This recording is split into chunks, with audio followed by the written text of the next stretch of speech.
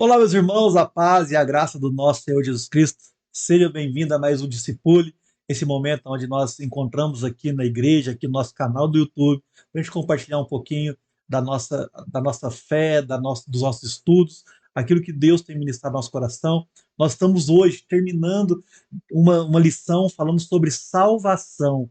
Irmãos, conseguimos chegar ao final, conseguimos chegar 17 aulas. Chega um pouquinho aí para trás nos vídeos, que você verá aqui irmãos que sentaram com a gente, pastores que sentaram à mesa para poder conversar sobre esse tema tão maravilhoso.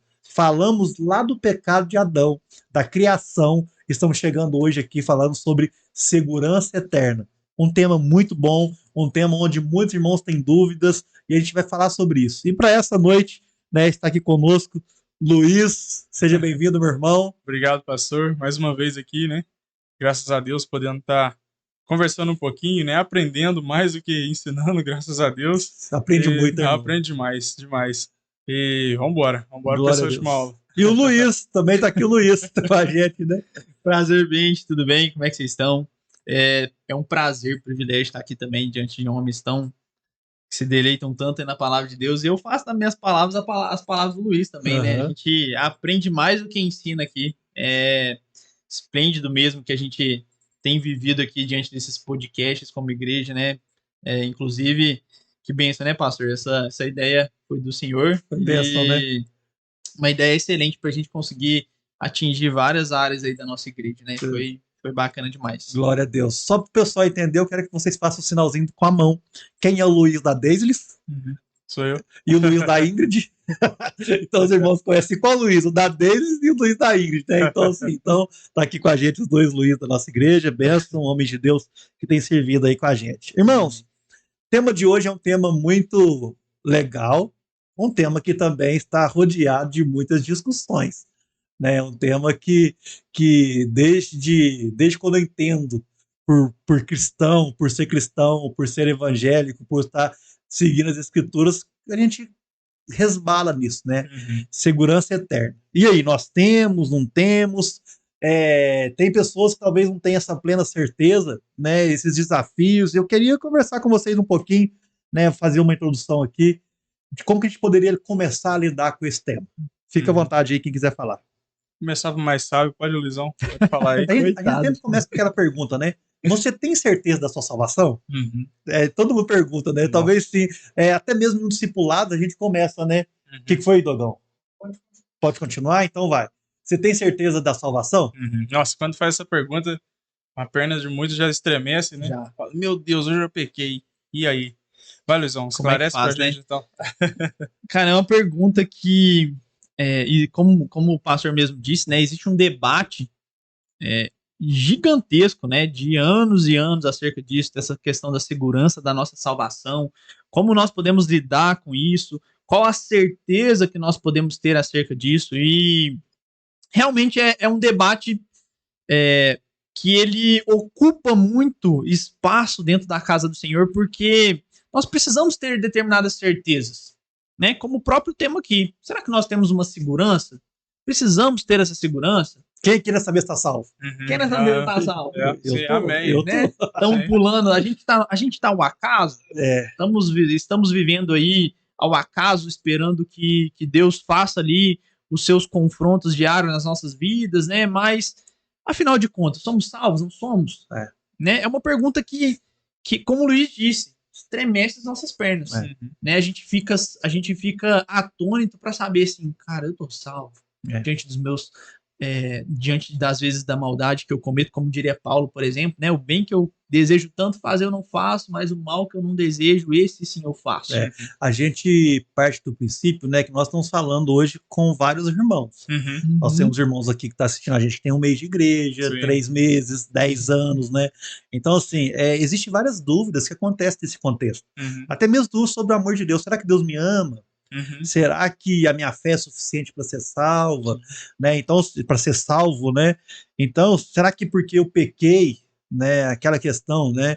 A gente acorda no céu e dorme no inferno, né? A gente está muito vinculado às questões das obras, às questões. Será que o homem precisa de obras para garantir a sua salvação, né? Então, são coisas que a gente vai trabalhar hoje aqui com uma tranquilidade, né? E, irmãos, qualquer dúvida que você tiver, qualquer dúvida que você tiver sobre esse assunto, depois nos procure, né? E se você que está nos vendo de outra igreja e quer saber mais sobre isso, nos procure também. Nós vamos ter, né, maior tranquilidade em falar com os irmãos, Nos né? ensinar também, né? Vem nos ensinar também, vem sentar com a gente aqui para a gente poder conversar. Uhum. Partindo de um princípio, né, vamos começar assim. O que não é segurança eterna? Uhum. Né? Vamos partir do princípio seguinte: aqueles irmãos que são presunçosos, Uhum. né? Aqueles irmãos que acham que estão salvos, acham que estão fazendo a coisa certa, mas de fato talvez estão fazendo por causa da realidade, por causa do sistema. Uhum. O que seria essa questão da presunção aí na vida e na história da igreja? A presunção ela é uma faceta desse tema, né? Porque quando as pessoas elas pensam a respeito da salvação, é muito comum a gente encontrar irmãos que pensam: nossa, essa semana eu não pequei, eu tô bem, né? Porque ela conseguiu ter uma performance, né? Top, né? Então, naquilo que ela considera pecado, que é aquilo que ela tem consciência, ela fala: não pequei. Só que existem coisas que saem até da nossa percepção e que nós estamos cometendo infrações contra o Senhor, Sim. né? Sim. Então, a presunção ela está muito enraizada, provavelmente, nesse princípio de autossuficiência. Talvez a presunção ela revele um coração de alguém que ainda acredita que consegue por si só se manter santo. É tipo o coração do fariseu, né? Sim. Que é um coração que não é quebrantado. Uhum. Ele acha que ele pode se aproximar de Deus por causa das suas obras. Sim. Por causa daquilo que ele fez, por causa daquilo que ele produziu. Uhum. Só que não é pelas obras. Exato. Até me lembro aquele versículo que eles falavam para Jesus, né? Nós temos por pai Abraão. Uhum. Muito além das obras, no caso deles, né? Porque eles estavam levantando um questionamento ontológico, né? Por descendência, eu sou povo salvo. Trazendo para hoje. Eu sou bisneto de crente, neto de crente, filho de crente, eu sou salvo. Véio. Sim. Mas talvez nunca teve um encontro com o Senhor Jesus, né? Tem essa presunção. Ele tem uma estima maior do que aquilo que ele é, né? Sim. É desafiador. Luiz. Então, essa questão da presunção, né? É sempre aquele cristão que acha que é mais daquilo que ele é, né? Como o Luizão disse aqui, né? A questão aí dos filhos de Abraão, né? Eu também trago aqui, eu acredito que a presunção, gente, ela é como se fosse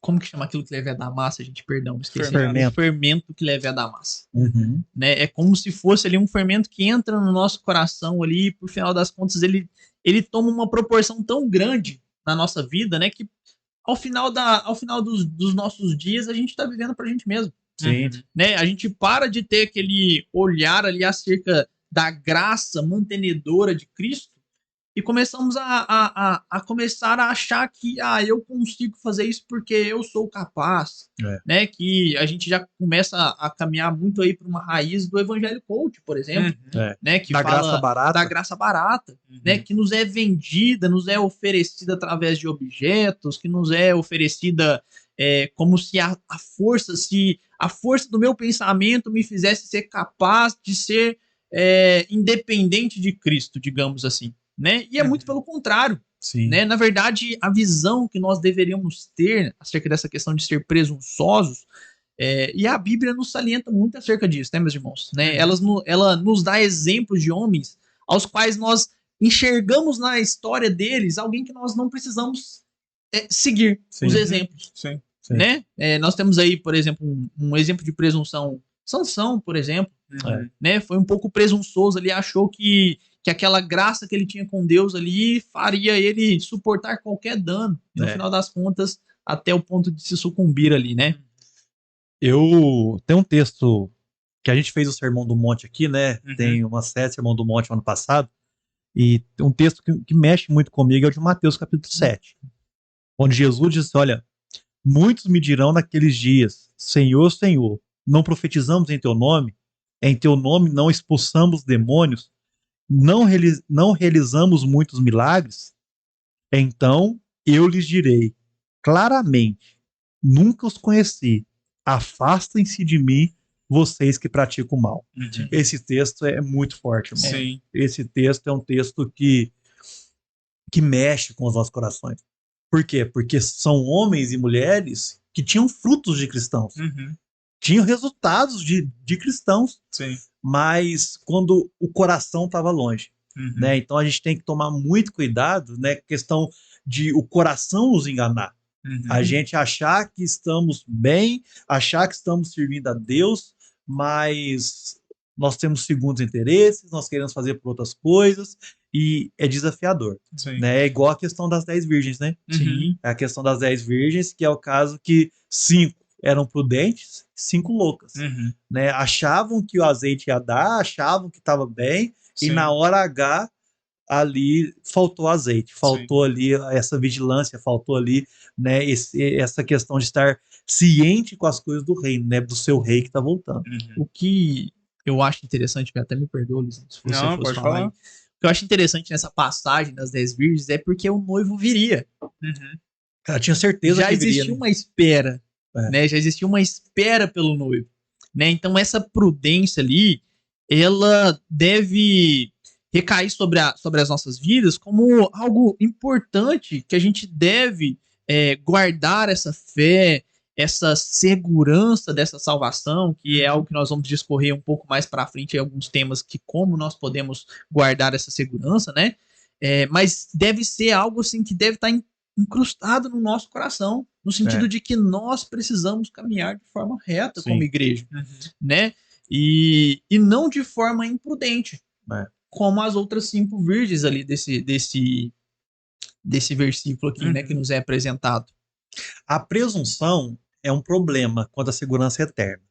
É um pecado, né? Alguém que não consegue reconhecer o quão longe está de Deus e quer ali viver segundo a sua vontade, achando que está servindo a Deus. Né? Como os exemplos que a gente deu aqui. Agora tem um problema. Um outro problema que cerca muitos irmãos é a questão da dúvida. Sim. Né? Alguns de nós, talvez a gente já teve dúvidas sobre a nossa fé, sobre a nossa conversão, principalmente no começo da caminhada, principalmente ali quando a gente está vivendo. Assim, será que eu estou andando certo com Deus? Será que eu estou vivendo de acordo com a vontade de Deus? Eu queria que vocês falassem um pouquinho sobre a questão da dúvida. Tá. A dúvida é muito interessante também, porque discípulos de Jesus tiveram dúvida. Sim. A dúvida ela tem 2 lados, né? Porque ela tem um lado que revela a falta de entendimento, né, a respeito do que Deus fez por nós. Sim. E ela também tem o lado de apresentar, de fato, pessoas que são, talvez, que não são, de fato. Né? Por quê? Jesus, ele disse que, na noite lá da ceia, ele disse, né, que um iria trair ele. E discípulos próximos dele falaram para ele, sou eu? Né? Então, assim... né? Será que sou eu? Sim, então, assim, é normal ter dúvida. Tá? Só que, assim, conforme nós avançamos em conhecer a Deus, que é uma recomendação bíblica, né? Nós vamos tendo luz e entendendo o que Deus fez em nós. A dúvida, Luiz, a gente parte do princípio que a dúvida não é pecado. Né? Ela pode, sim, ter uma semente de pecado, mas quando ela é tratada, ela se torna uma semente de fé. Né? Só fazer um adendo para encerrar essa minha participação aqui a princípio. Quando a gente pega o termo conhecer na Bíblia, ele várias vezes está relacionado com até mesmo a intimidade de casal. Né? Quando Gabriel ele anuncia a vinda de Jesus para Maria, ela fala, mas eu não conheço varão. Né? Conheceu Adão, a sua esposa, e ela concebeu e deu à luz um filho. Ou seja, está falando de relacionamento íntimo. Sim. Então, o contrário de conhecimento é a dúvida. Sim. Mas falar essa palavra também é um pouco complicado nos dias de hoje, porque pode suscitar apenas um conhecimento intelectual. Mas Deus quer que nós o conheçamos no ser. Na intimidade. Na intimidade. Então, quando você tem essa intimidade, esse conhecimento profundo, o Espírito testifica dentro de você, então toda dúvida sai. Legal. Mas isso é uma caminhada e a gente vai sendo esclarecido pouco a pouco. A gente pega o exemplo de Pedro, né? Sim. Quando Pedro ele vai ali andar nas águas, né? Na questão que Jesus está vindo ao encontro deles, eles ficam com medo, eles perguntam quem é? Sou eu. Vem. né? Quando Pedro começa a andar, e beleza, mas ele observa. Uhum. Aí gera uma dúvida no seu coração. Sim. Ó, será que eu vou fundar? Será que não? Uhum. Aí O versículo que o senhor mencionou antes sobre Jesus falar: apartai-vos de mim, pois não vos conheço. Deus sabe todas as coisas. Como Deus pode desconhecer alguém? Ou seja, não tem intimidade com ele a ponto de ser apartado dele, Uhum. de Olha estar só, longe de estar dele. longe. Isso é muito profundo. Sim. É muito. Né? Então, assim, esse é um ponto bem crítico em relação à dúvida. Duvidar não é problema, mas no culminar das coisas, você ter dúvida, você se manter duvidoso em relação a isso, quer dizer que você não amadureceu, que você não avançou, Uhum. que provavelmente você não seja um trigo de fato, né? Sim, É bem talvez complexo você tá no processo de conversão, você tá Uhum. no processo de conhecer a Deus e ali Deus vai revelando ali Uhum. Sim. e você vai se tornar essa pessoa madura no conhecimento de Deus. Sim, Né? linkando aquele texto de Apocalipse. Ao que permanecer até o fim. É. Ou seja, consiste em estar junto, né? Aqui quase que, eu vou dizer assim, mas me entenda, né? Mas lutar para estar ali junto, né? Sim, com E certeza. no final com certeza. receber as recompensas. Né? Sim. Aham. O próprio Oséias diz, né? Conhecer e prosseguir em conhecer o Senhor. Sim. É uma vida de conhecimento, é Uhum. uma vida ali, né? Então a dúvida, a gente entende que faz parte do processo, Aham. né? Então talvez tenha algum irmãozinho aqui e fale assim, mas eu tenho dúvida. Calma, né? Vamos deixar os irmãos só, calma, né? Pega essa dúvida e Uhum. vai trabalhando ela e vai procurando conhecer a respeito de Deus, conhecer a respeito das coisas de Deus, e essas dúvidas vão sendo sanadas ali com relacionamento com a igreja, relacionamento com os irmãos, Uhum. relacionamento com Deus, né? Então Sim. Deus confiou em nós, né? Fazer com que o evangelho seja pregado e essas dúvidas sejam sanadas, né? Uhum. Até o que o Luizão tinha falado aqui sobre questão do segundo caminho, que eu acho que nós não podemos tomar essa opção de forma nenhuma, é o próprio caminho de Israel, por exemplo, no Velho Testamento, Sim. Sim. né? Que por duvidar, né, das obras de Deus, depois de ter visto tudo que viu diante dos próprios olhos, né? No final das contas, começaram a fazer o quê? Criar deuses para si mesmo, Uhum. né? A agirem de forma insensata. É isso que a dúvida não pode gerar no nosso coração. Uhum.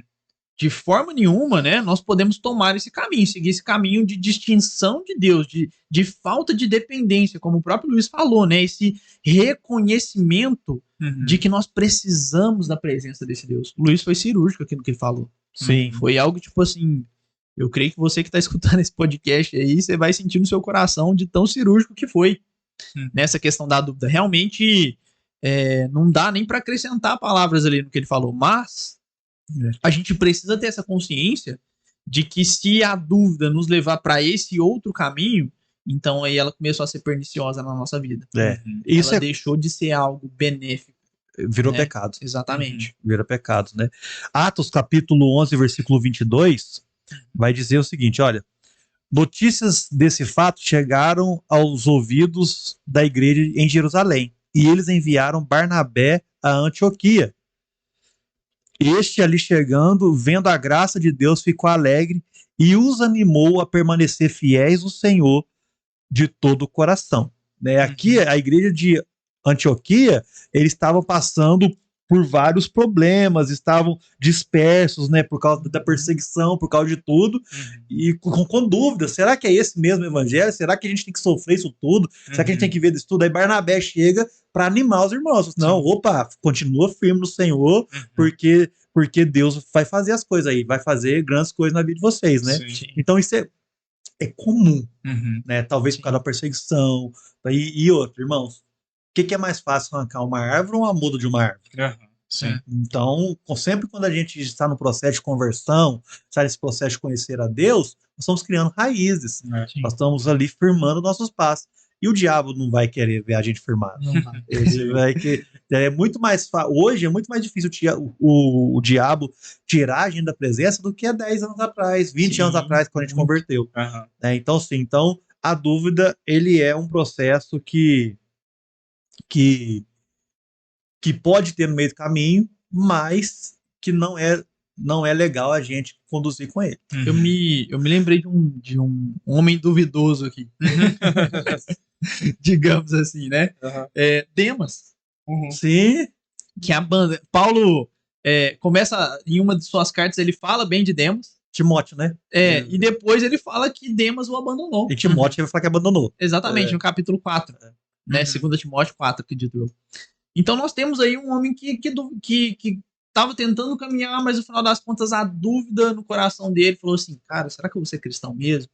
Arriscar minha vida aqui? Né? Será que eu tô arriscando? Será que tá certo eu arriscar minha vida? Né? A gente, graças a Deus, aqui no Brasil, não vive um evangelho dessa forma. Né? Mas acredito eu que se a igreja hoje chegasse num ponto de opressão, onde a nossa vida estivesse em jogo, quantos cristãos nós teríamos dentro da nossa igreja? Né? E assim, quais são as causas dessa dúvida? Vamos começar a trabalhar um pouquinho para os irmãos já ir disseminando, né, tirando do seu coração as causas dessa dúvida, né? Tá. O que vocês podem falar sobre as causas dessa dúvida aí? Uma causa bem latente que eu vejo é o propósito que levou o escritor de Hebreus a escrever essa carta. Essa é uma das causas. Sendo bem didático e simplista, mas de certa forma profundo, no dia do evangelismo que a gente fez recentemente, Breno e Lucian estavam falando comigo sobre a questão. A gente estava conversando, amadurecendo alguns temas da Bíblia, e a gente estava tocando sobre no ponto de quão difícil é para algumas pessoas permanecer na fé quando vem reveses na sua vida.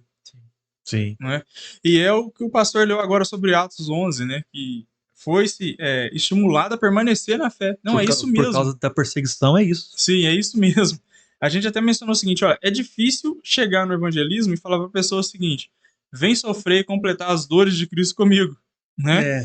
Porque quando a gente está no mundo e Deus apresenta o evangelho pra gente, ele vem com amor. Sim. Mas depois que você passa pelas portas da Nova Jerusalém, para se dizer, é só uma retada, né? Então, você aprende, embora o que o Luiz disse é realidade, nós não temos perseguição, mas na nossa vida existe dores suficientes que Deus permite que chegue até nós para testar a nossa fé. Sim. E é desafiador, né? Muito desafiador.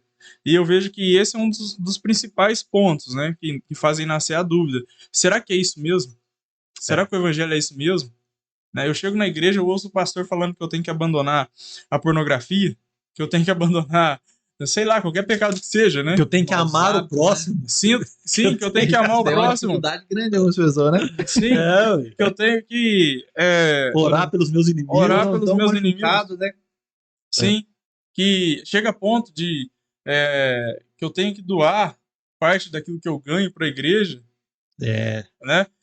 Não forçando muito na questão de dízimos e ofertas, porque existe o extremo também de pessoas que abusam, né, de irmãos. Mas a gente vê a pessoa que tem dificuldade de deixar o material, né, ela é muito presa nessa vida, no conforto. Isso é muito complexo. Né? Então, assim, eu vejo que, a princípio, o início da dúvida pode estar numa visão turva do que é o evangelho. Talvez um falso apelo, né? Sim. Talvez as pessoas achem que somente levantar a mão no culto e ir na frente já é um cristão. Sim. Né? As pessoas precisam tomar posse desse evangelho da graça. A segurança, né? De fato. A segurança é essa. É eu tomar posse do evangelho da graça, dos meios da graça e viver o poder de Deus na minha vida. E saber que pode acontecer o que for. Né? Pode acontecer angústia, tribulação, perseguição, e eu estarei firme porque o Senhor está comigo. Amém. Né? Então assim, as dúvidas elas são geradas por causa de um falso evangelho, né? De uma falsa vida cristã. Então aí você começa a gerar dúvida no seu coração e aquilo vai só te minando, a ponto de você falar assim, olha, eu não consigo mais. É perceptível isso nas cartas também, né? Sempre, talvez, no final das cartas, sempre tem ali o anunciador ali dizendo para o seu povo, tenham esperança. Como a gente vai ver aqui em 1 João, né? Eu escrevi essas coisas, né, a vocês que creem no nome do Filho de Deus, para que vocês saibam que tem a vida eterna, que é o texto base, aqui, o texto-chave, né? E ele continua aqui, esta é a confiança que temos ao nos aproximar de Deus, que se pedirmos alguma coisa de acordo com a vontade de Deus, ele nos ouvirá. Glória a Deus. É sempre o locutor tentando acender essa esperança naquele povo, no sentido de que, pessoal, eu sei que é difícil, vai ser complicado, vai ter muita tribulação, vai ter muita dificuldade, né? Talvez a gente pode compreender isso, né, meus irmãos, até para você que está em casa, porque Deus corrige os filhos dele. Uhum. Deus ama, né? Deus corrige aqueles a quem ele ama. Uhum. Então, assim, quando você tem essa transformação, essa metanoia, digamos assim, essa distinção de mente, que você fala assim, cara, eu tô passando por isso porque Deus quer corrigir uma coisa na minha vida. Porque Deus quer trabalhar alguma coisa no meu caráter que ainda tá falho, como o Luiz falou aqui, né? A pessoa entra aqui na igreja ali se prostituindo com os vídeos pornográficos, né? Talvez indo na igreja, mas indo nas casas de festas, enfim, né? Cada um sabe aí aquilo que pega. Que lhe pega, né? Que é frágil, ou talvez o seu limite, digamos assim, né? Mas é diante dessas coisas que nós vemos a graça transbordando. Sim. Né? A graça de Deus aliviando esse fardo pesado, dizendo pra gente assim, como a gente retornou no começo, né? Vem ter um relacionamento comigo. Uhum. Parece que Deus dizendo pra gente assim, diante da dificuldade, vem. Uhum. E qual de nós que estamos aqui nessa mesa hoje, né? Naquele momento ali de onde você fala assim, cara, eu não consigo fazer nada. A força do meu braço não tem poder nenhum para eu sair desse tipo de situação. Uhum. A única coisa que eu posso fazer é me prostrar diante de Deus, ir na direção dele, chorar e clamar. Sim. É só buscar na Deus. Não é? E é uma coisa assim que é excepcional, gente. Deus arruma algo para nos responder. Arruma uma situação para que ele possa ali talvez não de imediato, né? Não tô dizendo que você vai ter uma resposta imediata pro seu problema, não é isso, tá? Pelo contrário. Mas Deus usa de uma forma para nos encorajar. Ou talvez vem um irmãozinho ali e fala assim, cara, continua, persevera, tem esperança, vai dar certo, né? Irmãos, então essa primeira parte nós falamos sobre a questão da presunção e a questão das dúvidas, né? Do que não é segurança eterna. Né? Então agora nós vamos passar para o seguinte, próximo passo. Talvez, irmãos, mas que não falou nada até agora de segurança eterna. Agora, para a gente falar sobre um assunto, a gente tem que mostrar o que não é primeiro, né? Para depois a gente conseguir construir o caminho daquilo que é. Né? E a pergunta que fica para nós é: por que eu tenho a plena certeza dessa salvação? Nós temos que ter a plena certeza que estamos salvos. Porque é muito ruim você servir a uma pessoa. Imagina você trabalhar, não que seja pelas obras, mas só um exemplo. Imagina você trabalhar, servir ao seu patrão e sem ter certeza se você vai receber ou não. Irmão do céu. É sofrimento. É sofrimento. Faço ideia que as pessoas, talvez o patrão estava quebrando, ou estava passando problema, dificuldade, e fala assim, será que eu vou receber o mês que vem? Eu tenho minhas contas para pagar, aquele negócio. Cara, então é desafiador, mas por que eu tenho a certeza dessa salvação? Por que eu tenho a plena convicção dessa salvação? Tá, pode começar, Luizão. Tá, vamos lá. Cara, tá aqui na nossa frente. Isso aqui, ó. É uma das certezas mais certas, mais sem mácula alguma que nós podemos ter. Né? A palavra do nosso Deus. Coisa, meus irmãos, que via de regra, o que nós vamos mais ver são pessoas tentando tirar a ênfase disso daqui. Nós tivemos aí exemplos aí por esses últimos dias, né, de pessoas dizendo que aqui contém a palavra de Deus, de que aqui nós não encontraremos tudo que precisamos. Gente, não acreditem nessas heresias. Não confiem nessas heresias. A palavra de Deus é a nossa segurança. Ela é o que rege os nossos passos aqui nessa terra. A Bíblia é a palavra de Deus. Né? Só a Escritura. Só a Escritura. Somente a Escritura, gente. Ela tem que reger a nossa vida do início ao fim. Ela fala sobre Jesus Cristo do início ao fim. Ela é aquilo que nós podemos dizer que é o nosso castelo forte. Sim. O que nos enraiza aqui nessa terra aqui, ao ponto de podemos perder tudo que temos. Como Jó, por exemplo. Sim. Mas se tivermos essa palavra enraizada no nosso coração, nós teremos tudo. A Bíblia, ela não dá espaço nem para presunção, nem para dúvida. Quem tem a palavra de Deus, quem tem a Bíblia na sua mão, ele não tem espaço para isso. Uhum. Pelo contrário, ele tem ferramentas que fortalecem o chamado e aquilo que Deus o direcionou, e como o salva em Cristo Jesus. Uhum. Olha o que diz João 3,36. João 3,36. Quem crê no Filho tem a vida eterna. Já quem rejeita o Filho não verá a vida, mas a ira de Deus permanece sobre ele. É. Talvez tenha um irmãozinho aqui que está com dúvida. Eu volto à pergunta. Uhum. Você crê no Filho de Deus? Sim. Você crê? Então você tem a vida eterna. Uhum. Só que é o grande problema. Eu creio no quê? Eu creio que ele me cura? Eu creio que ele me dá carro? Eu creio que ele me dá dinheiro? Uhum. Eu creio que ele... O Deus da barganha. Que ele me abençoa? Não. Qual que é a nossa fé? Eu creio que Jesus, Filho de Deus, Deus encarnado, veio na Terra, morreu naquela cruz, Sim. Deus aceitou o sacrifício dele e me salvou através desse sacrifício. Uhum. Não é crer nas coisas, é crer que Deus enviou seu Filho Sim. para me tirar daquela cruz, para me livrar da ira vindoura. Sim. Se eu creio que Jesus morreu para me salvar, independente de como eu vivo nessa terra, de como eu ando nessa terra, eu tenho a vida eterna. Sim. Sim. Porque só crê quem teve a revelação. É. Sim. Só crê aquele a quem um dia foi revelada essa graça. Uhum. Isso é doutrina da graça. Sim. Nós cremos, nós vivemos pela fé e é um dom de Deus. Sim.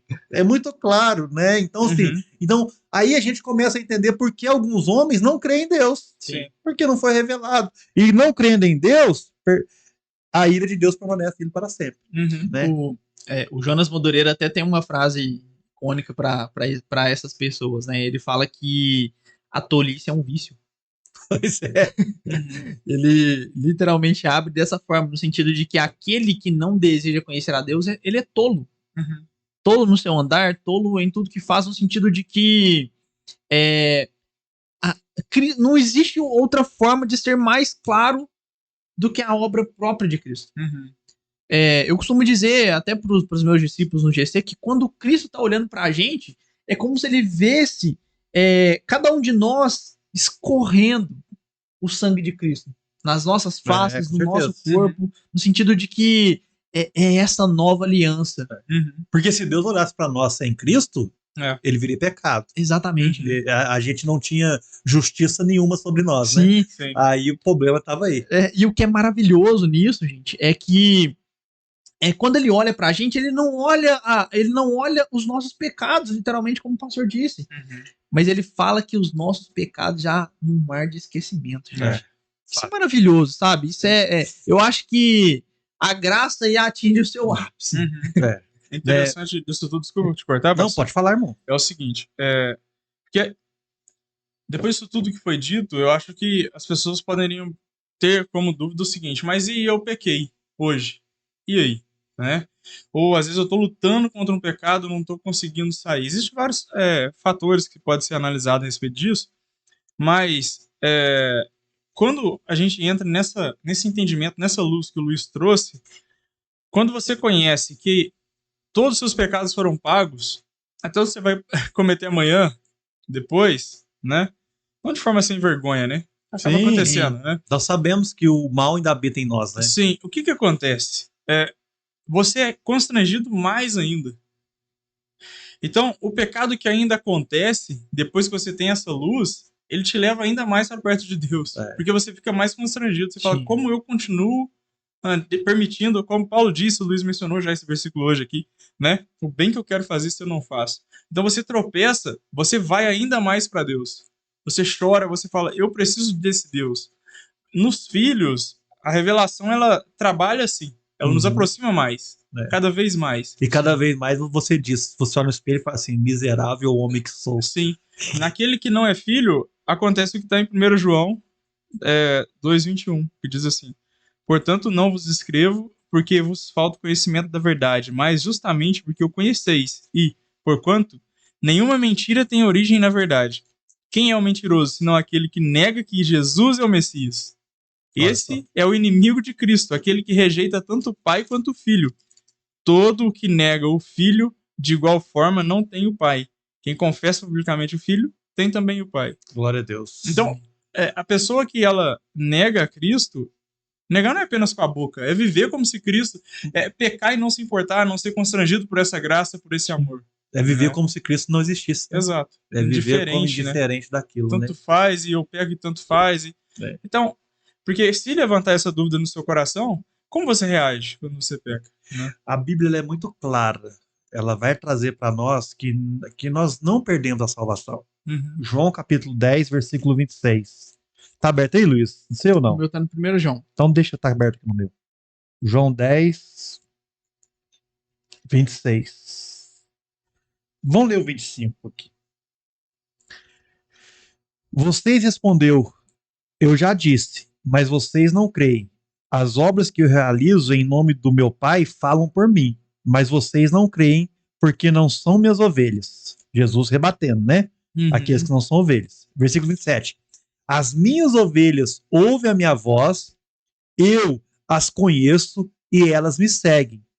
E lhes dou a vida eterna, e elas jamais perecerão, e ninguém poderá arrancar da minha mão. Meu Pai, que as deu para mim, é maior do que todos. Ninguém as pode arrancar da minha mão. Irmão, olha a segurança que a palavra dá para nós. Maravilhoso, né? Olha só, acontece 3 coisas aqui, ó. As ovelhas que Deus dá para Jesus, primeira coisa, garantia de vida eterna. Eu lhes dou a vida eterna. Então, irmãos, se somos ovelhas do nosso Senhor, se fazemos parte desse aprisco, se Jesus é nosso Senhor, se nós cremos, nós temos a vida eterna. Segundo, elas jamais perecerão. Olha o que acontece. Elas não morrerão, elas não sentirão falta do seu pastor. Quando eu estou falando de perecer aqui, a gente está falando da vida eterna, daquilo que pode acontecer com a gente diante das lutas, da batalha, daquilo que pode acontecer aqui. E segundo, terceiro ponto, ninguém pode arrancar da minha mão. Pode o diabo levantar, pode todo mundo levantar, pode vizinho levantar, pode que acontecer o que for. Jesus está nos segurando, Jesus está nos abraçando. Olha a segurança. Amém por isso, né? Olha a segurança, olha o que a Escritura diz. Então, como que nós podemos dizer o seguinte? Eu não sei se eu estou salvo.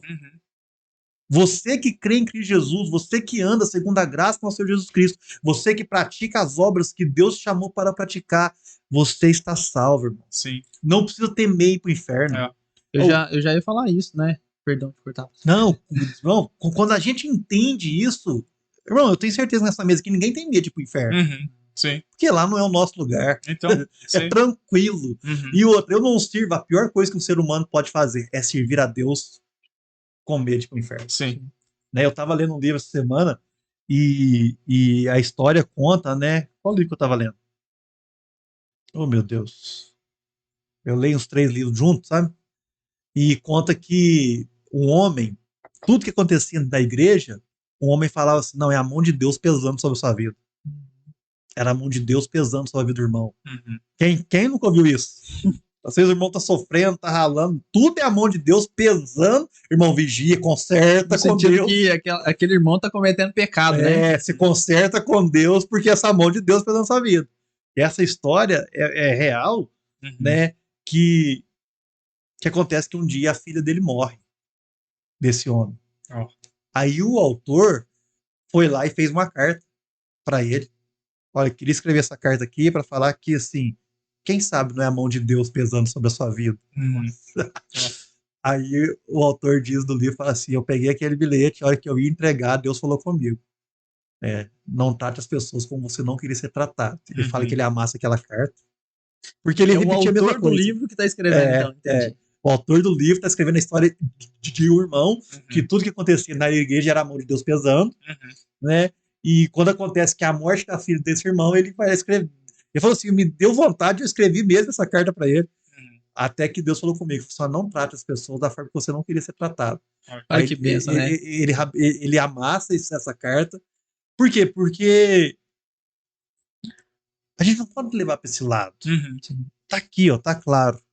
Né? Então, dependente do que acontecer na sua vida, dependente da tragédia, da alegria, do sofrimento, você tem a garantia da vida eterna, você tem a garantia que você não vai perecer no inferno, que você não vai viver lá, e você tem a garantia que o diabo não vai te arrancar da mão do nosso Senhor Jesus Cristo. Amém. Né? Então isso parte desse princípio. A Bíblia é muito clara isso para nós. A Bíblia diz sobre coisas para nós.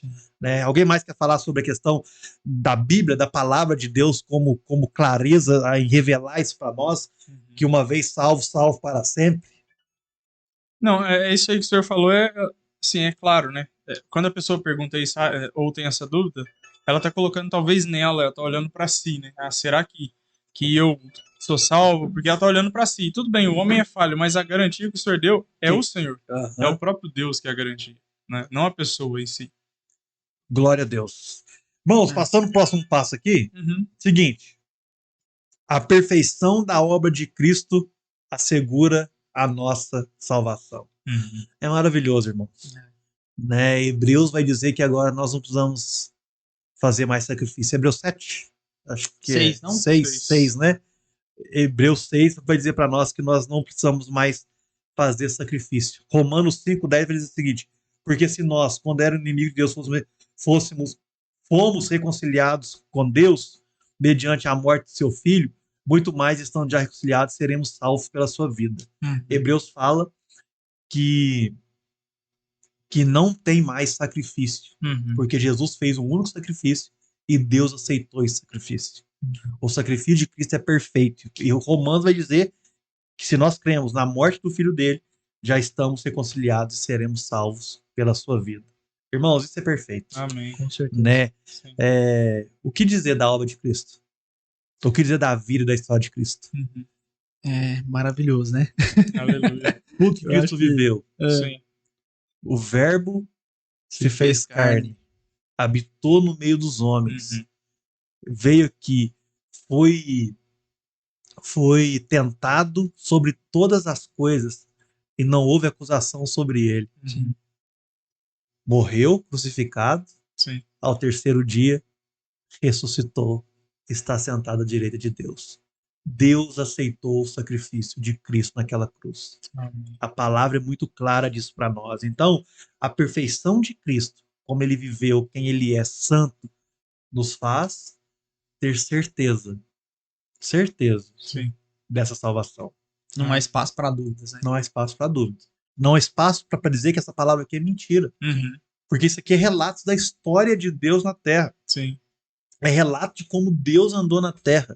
De relato dos milagres que Jesus fez, daquilo tudo que Jesus cumpriu aqui na Terra. Isso aqui é verdade, irmãos.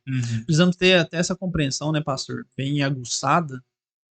Porque eu já uma vez falei essa frase, não sei se você se lembra, né? Porque quando a dúvida vier, e ela virá, ela vai nos alcançar, né? Como nós lidamos com isso? Não é que eu tô retornando ali na questão da dúvida, não, mas eu não lembro se vocês se lembram daquela frase do Tim Keller, que eu falei uma vez, pregando uma vez, que ele fala muito sobre a questão das mídias sociais hoje. É Tim Keller ou é John Piper? É o Piper, né?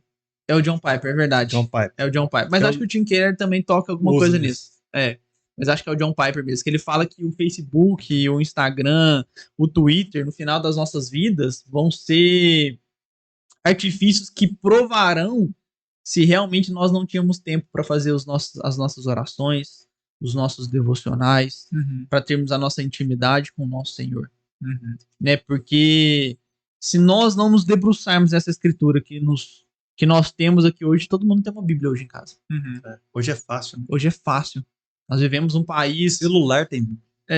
vivemos num país que é laico, né, digamos assim. Então, você vai poder congregar de acordo com a fé que você deseja a princípio. Que a tendência com o decorrer do tempo é cada vez que nós sejamos mais limitados aí na nossa fé, né? Porque hoje a nossa fé é limitada, mas a do próximo não. Mas enfim, é um assunto para outro podcast isso daí. Mas a palavra é suficiente, meus irmãos. Amém. Creiam na obra do Senhor, creiam no que Deus fez por nós, nesse sacrifício vicário, porque Ele é suficiente para trazer esperança, né? Deus entregou tudo de si. Deus entregou aquilo que ele tinha de mais precioso, seu próprio filho. Né? A gente entende, então, que a Bíblia, né, ela testifica sobre isso. Uhum. A obra de Cristo, a vida de Cristo testifica sobre isso. Uhum. E o terceiro ponto que testifica também é a questão do Espírito Santo habitando em nós. Sim. Olha lá o que diz Romanos, O selo, né? o selo, né? Romanos capítulo 8, ele vai tratar sobre uma vida do Espírito. Nós não temos tempo para ler tudo, Uhum. mas eu quero ler do versículo 13 em diante, Romanos 8, 13. Pois se vocês viverem de acordo com a carne, morrerão. Mas se pelo Espírito fizerem morrer os atos do corpo, viverão. Porque todos os que são guiados pelo Espírito de Deus são filhos de Deus. Pois vocês não receberam o espírito de escravidão para novamente temerem, mas receberam o espírito que os torna filhos por adoção, por meio do qual clamamos, Abba, Pai. O próprio Espírito, grava isso, versículo 16, o próprio Espírito testemunha ao nosso Espírito que somos filhos de Deus. Se somos filhos, então somos herdeiros, herdeiros de Deus e co-herdeiros com Cristo, se de fato participamos de seus sofrimentos, para que também participamos da sua glória. Irmãos, que texto maravilhoso. Sim. O próprio Espírito testifica ao nosso espírito que somos filhos de Deus. Uma das formas da gente entender a salvação é nesse relacionamento com o Espírito Santo. E é caminhada. Quanto mais a gente vai crescendo, quanto mais a gente vai tendo discernimento da palavra, da obra de Cristo, o Espírito vai testificando em nós que somos filhos de Deus. Sim. E isso é profundo, né, irmãos? Sim. Principalmente, desculpa, Luizão, principalmente quando a gente busca igrejas lá primordiais no comecinho, né? O pessoal tinha a quantidade de livro que a gente tem sobre todos os assuntos da teologia. Não. Então como é que era, né? É o Espírito testificando a nossa filiação, Não, a nossa adoção. A Bíblia foi chegar 60 anos, os primeiros Sim. escritos, 70 anos, dependendo da igreja. Sim. Isso com uma carta. Uhum. Né? E depois veio todo o século I, II, não sei quando que foi lá que surgiu as primeiras Bíblias impressas. Sim. A questão da reforma que começou a chegar a Bíblia para todo mundo, 500 anos atrás, irmão. Pois é. 500 Então, assim, anos atrás. essa questão, pra gente entender que, reforço, não é algo apenas intelectual. Eu não estou buscando uma graduação, como qualquer faculdade, conhecer toda a Torá escrita, todo o Novo Testamento. Não é superficial, né, Luiz? Não é um conhecimento humano apenas, é algo íntimo dentro de nós, o Espírito Santo vivo, testificando dentro de nós a nossa filiação. E isso é tão verdade que, falando de uma experiência própria, quando você se aprofunda no pecado, a primeira coisa que acontece em nós é a dúvida. Nós somos de fato filhos. O pecado, ele gera isso em nós. Porque eu estou agindo assim? Será que eu nasci de novo? Será que eu sou filho de Deus? E aí você começa a ficar cada vez mais nesse vício do pecado, e para você sair disso, o pecado, ele prende a pessoa. Demais. Então, por isso que o oposto disso, como foi dito aí no versículo, não viver pela carne, viver pelo Espírito, você mortifica a carne. Sim. Então aí você está vivo de fato. Sim. Aí tanto faz você morrer aqui nesse mundo, você ter perdas materiais ou não, porque você agora vive uma vida no Espírito. Glória a Deus. Isso é muito interessante.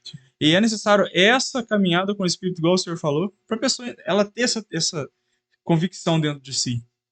Abandonar o pecado, fazer mortificar a sua carne pela força do Espírito Santo. Sim. E fazer essa caminhada. Porque é algo íntimo. É verdade. Eu não consigo buscar isso pela minha esposa, pelo meu filho. Se meu filho decidir por não viver assim, o que eu posso fazer? Né? É uma escolha, né? Então, a pessoa tem que caminhar, ela tem que buscar. Vai chegar o momento da comparação, né? O que você quer? Né? E pra gente ir caminhando pro final aqui, né? Deixar algumas perguntinhas, né? Mas o que acontece quando a gente peca? A gente tá no inferno? E aí, irmãos? Pequei, pastor. Liga desesperado. Pastor, se eu morrer hoje, pequei, o que eu faço? A gente tá no inferno? De forma nenhuma, né? Pode falar, Luizão. Se confessar dos vossos pecados. Temos advogado. Pois é, Jesus ele é nosso advogado. Quando você compra algo, aquilo é seu. Né? Jesus nos comprou. Então, assim, como eu mencionei antes, nós não podemos ser guiados por uma mentalidade depravada de, então eu vou permanecer no pecado, tanto faz. Né? Continuaremos pecando? Não, de maneira nenhuma. Paulo fala isso, em Romanos. fala. Então, 8, inclusive, acho.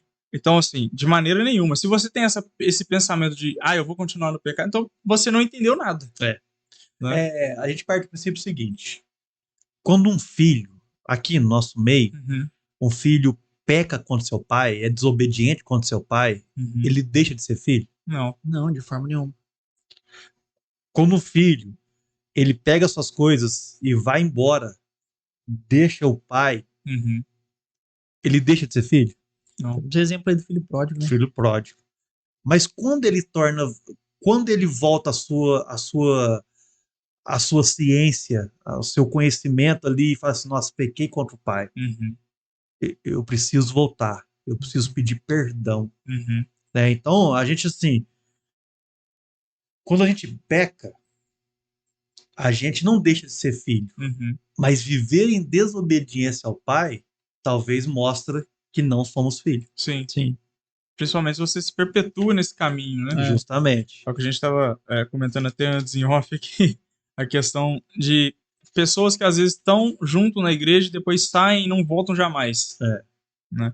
Existem vários fatores que fazem com que pessoas venham se agrupar em determinados polos, né? A necessidade de amor, necessidade de pertencer em grupo, de estar em grupos e tal. Então muitas pessoas vão se encontrar até no meio da igreja por um tempo, mas quando vier a palavra que toca no ponto de decisão dela, confrontamento mesmo, é aí que você vê.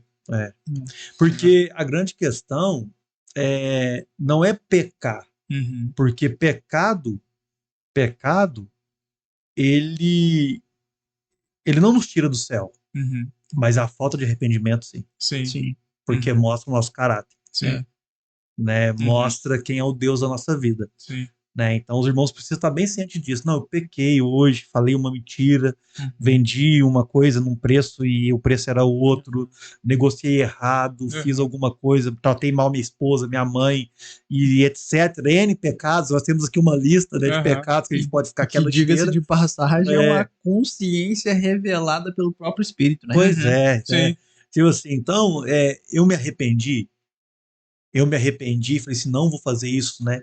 Arrependimento, ele vem atrás ele vem logo em seguida do conserto. Porque arrependimento não é só orar, Deus, eu briguei com meu pai, minha mãe, tô arrependido e pronto. Não, você brigou, você tá arrependido? Conserta. Isso é um arrependimento genuíno. Vai lá e conserta, sofra as consequências do seu erro, né? Sofra as consequências. Se necessário for, pague por isso. Pague por isso. Mas vive o segundo a graça. A cobrança vem, né? A cobrança vem. Mas é até por isso que o evangelho era um escândalo, né, meus irmãos? Porque quando... eu acho que quando Paulo escreveu Romanos, ele estava fora de si, cara. Não tem base. É um livro maravilhoso. Acho que ele estava 30 dias sem comer, em jejum. Não tem condição, cara. Romanos é maravilhoso, porque tem muita... Aqui é um livro robusto, né? Mais teológico. Um dos livros mais teológicos aqui da Bíblia, né? Talvez abaixo de Apocalipse, né? Apocalipse é bem mais complexo, mas é um livro muito robusto, né? E aqui quando ele vem com essa abordagem, com esse escândalo para os judeus, digamos assim, né? Porque para os judeus eles pensavam o seguinte: peraí, você está me apresentando um evangelho que agora eu preciso depender da graça de Deus, então quer dizer que eu posso pecar desvairadamente?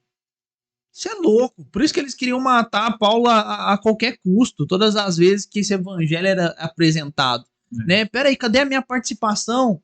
Cadê as obras, né? Cadê minhas obras? Né? E, na verdade, Paulo, que aí quando ele vai dizer, né, o que o Luiz mesmo falou, né? Então devemos viver no pecado? E aí Paulo é bem enfático, de forma nenhuma. De forma nenhuma. E ele começa a fazer a sua apresentação, o seu discorrer aí, que nós lemos aí vários versículos aqui em Romanos, mas o que para mim é motivador, gente, é o que eu acho, que eu falo assim, cara, Deus, obrigado por isso. Obrigado por essa salvação, obrigado por essa graça. Tá em Romanos 30. É 8h30. Quer ver, ó? Vou ler aqui rapidinho. Eu tô aberto aqui também. Tá? Cadê o 30 aqui? É 30 mesmo? 30, deixa eu ver. Não, né? Não é 30 não. É 7. Deixa eu A ver. luta contra o pecado. Não é contra o pecado, não. É sobre... sobre as questões que nada pode nos separar do amor de Não, Cristo. é 8 então, 8h30. É 8h30, né? 8h30. É, 8h30. É isso mesmo? É isso mesmo. Na verdade... 8h31. Que diremos, pois, diante dessas coisas? Se Isso. Deus é por nós, quem será contra nós? Aí ele continua, né? Ele fala que... Onde que tá a parte de... Que nem altura, nem profundidade, nem tribulação alguma pode nos separar do amor de Cristo. É 37. É isso, é a conclusão. Exatamente. Mas em todas essas coisas somos mais que vencedores por meio daquele que nos amou.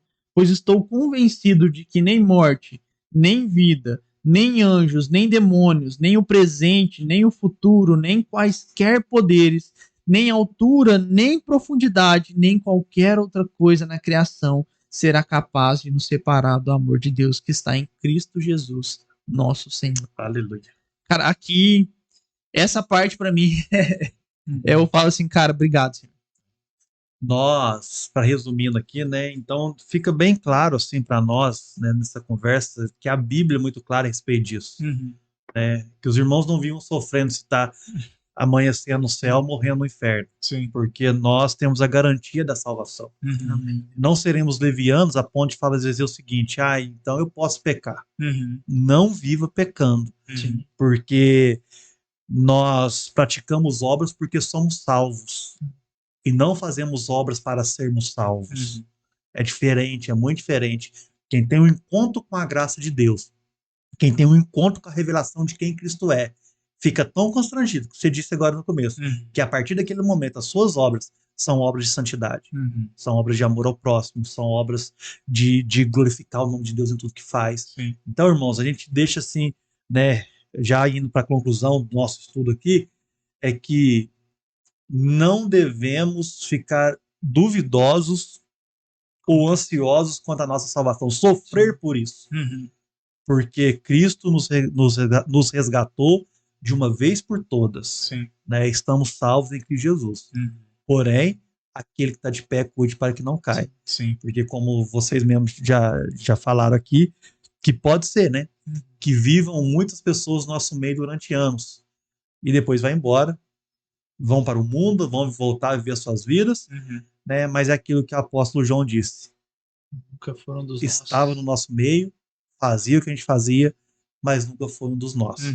Então a gente fica tranquilo quanto a isso, né? E saber que isso tudo é Deus e a pessoa. Alguém mais quer falar alguma coisa? Quer concluir? Quer falar? Eu queria deixar só uma observação de cuidado para os irmãos em relação ao que eu busco fazer, sabe? Que é a questão de todo o arcabouço de Satanás para nos fazer presos ao pecado. Sim. E ficar nesse levanta e cai, levanta e cai. Tem muitas coisas, pastor, no mundo de hoje que não são necessárias ao cristão, e nós, por poder cultural, a gente adere na nossa vida, e isso muitas vezes são pedras de tropeço. Quando a Bíblia fala que o mundo jaz maligno, jaz significa repousa. O sistema do mundo, ele repousa naquilo que é anti-Deus.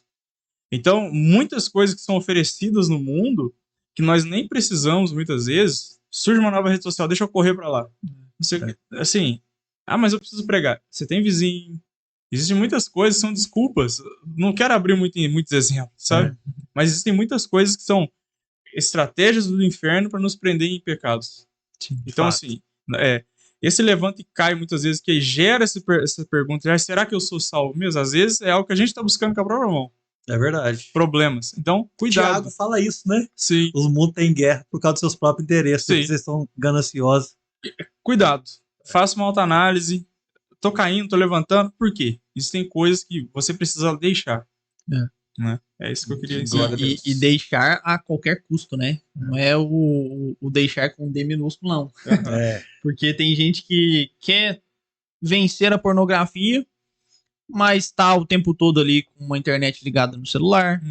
Não desfaz de deixar o celular fora da cama. Deixa a internet ligada. Cara, O próprio livro de Hebreus mesmo vai nos dizer isso. Que confrontemos o pecado assim como o nosso Deus confrontou o pecado. E como ele confrontou o pecado? Derramando sangue. Sim. Se a gente não derramou sangue, a gente não tá nem começando a guerra. Hebreus mesmo, né? Fala, né? Vocês nem sangue derramou até agora, que vocês estão sofrendo. Exatamente, a gente nem começou. Nem começamos a luta contra o pecado. Então nós precisamos ser realmente incisivos contra isso. O Nicodemos, Augusto Nicodemos, eu vi uma vez um vídeo dele falando sobre esse pecado específico. Ele pegou e falou o seguinte: deixe de usar celular.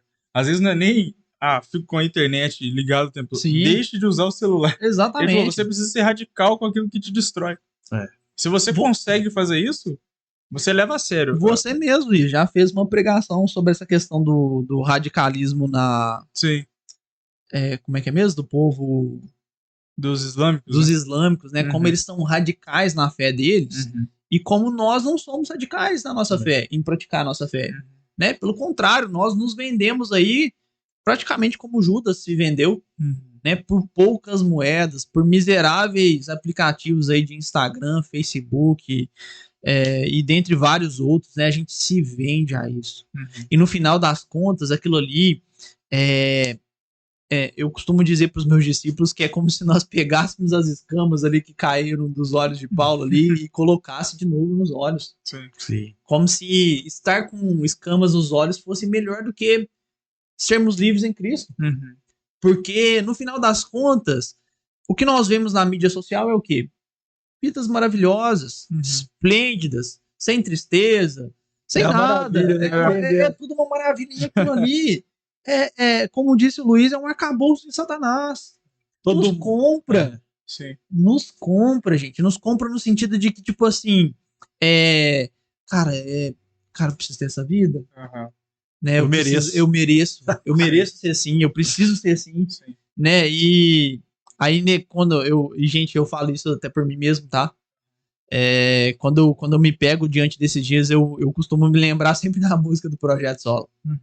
Se o Senhor é o meu pastor, aquilo que eu não tenho, eu não preciso desejar. Glória a Deus. É isso, irmãos. Então, glória a Deus, né?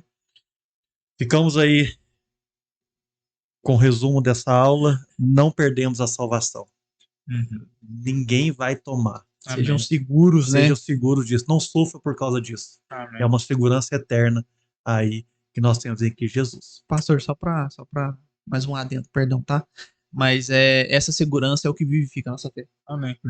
Com certeza. Quando nós temos essa segurança, então nós começamos a agir como cristãos dentro do propósito verdadeiro ao qual nós somos chamados. Glória a Deus. Porque enquanto nós não temos essa segurança, nós começamos infelizmente, nós desviamos para qualquer varanda na vida. E que Deus nos abençoe para que no final das contas não sejamos como uma varanda ali de Davi, por exemplo. Né? Perniciosa, que ao final de tudo, a espada nunca se afastou da vida dele. Glória a Deus.